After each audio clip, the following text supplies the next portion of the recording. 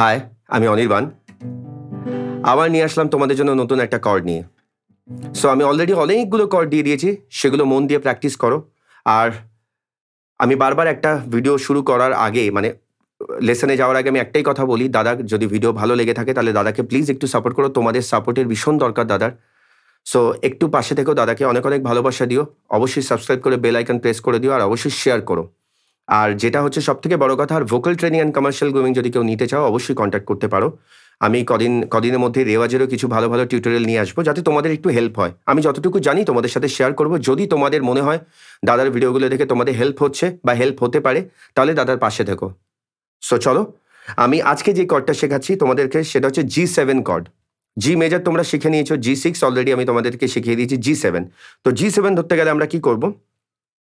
যে আমরা G6টা ধরেছিলাম, আমরা এই ফিঙ্গার দিয়ে G6 ধরেছিলাম, তোমরা জানো। তো G7টা ধরতে গেলে কি করতে হবে? G7 ধরতে গেলে আমাদের ফার্স্ট ফিঙ্গারটাকে রাখতে হবে ফার্স্ট ফ্রেটের ফার্স্ট স্ট্রিং। ফার্স্ট ফিঙ্গারটা কোথায় রাখবো? ফার্স্ট ফ্রেটের ফার্স্ট স্ট্রিংয়ে রাখবো। এটা হচ্ছে ফার্স্ট স্ট্রিং, ফার্স্ট ফ্রেটের। অ্যান্ড সেকেন্ড ফিঙ্গারটা রাখবো সেকেন্ড ফ্রেটের ফিফথ স্ট্রিং। অ্যান্ড থার্ড ফিঙ্গারটা রাখবো থার্ড ফ্রেটের সিক্স স্ট্রিং।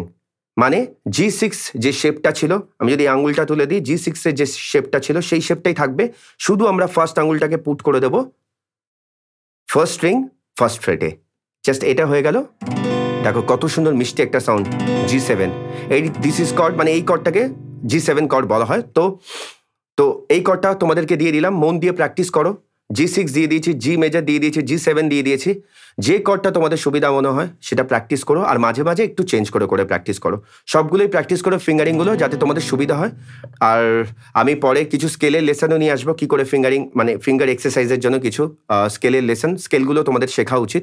সো চলো, ততদিন পর্যন্ত এগুলো মন দিয়ে প্র্যাকটিস করো। অনেক অনেক ভালোবাসা রইলো, অনেক অনেক ভালোবাসা দিও দাদাকে, অ্যান্ড দাদার পাশে থেকো। আর আমি চেষ্টা করবো তোমাদের জন্য অনেক ভালো ভালো ভিডিও বানানো। সো সবাই ভালো থেকো, অনেক অনেক ভালোবাসা রইলো। Thank you so much.